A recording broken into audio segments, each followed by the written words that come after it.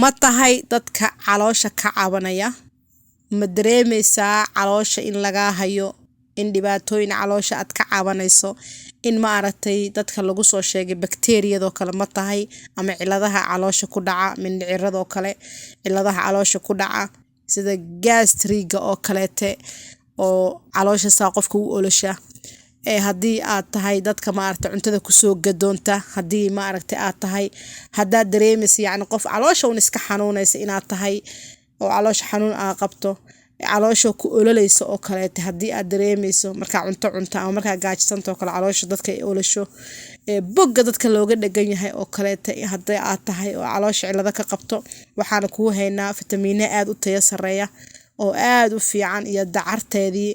oo haddii aad isticmaasho cilad kaste oo caloosha kaa haysa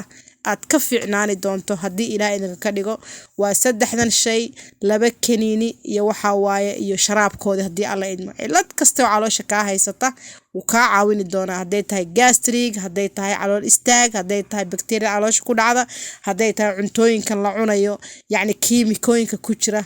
hadday tahay waxaasoo dhan bay kaa caawini doontaa 3 xabo waxaad u isticmaali doontaa kaniiniga dhexda ku jira waa forever active bra waxaad isticmaali doontaa hal xabo 24 hours hal xabo la isticmaalaa aroorti adigoo afkaaga qabo ayaad qaadani doontaa hal xabo biyo ku cab xabada liq markaa 30 daqiiqo joogto haddii alla idmo ayaad waxaad isticmaali doontaa dacarta waxaa lagaa rabaa aroortina inaad isticmaasho kaniinigan ka horeysay kaniiniga ha horeeyo ka bacdi 30 daqiiqo markaad joogto dacarta cab habeenkina dacarta cab haddii alla idmo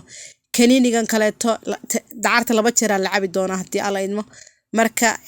kaniinigan forever yacni Phyllis of Green waxaad isticmaali doontaa 2 xabo marka maalin subaxdii markaad aad quraacato ka bacdi aad hal xabo cunaysaa habeenkina hal xabo cuni doontaa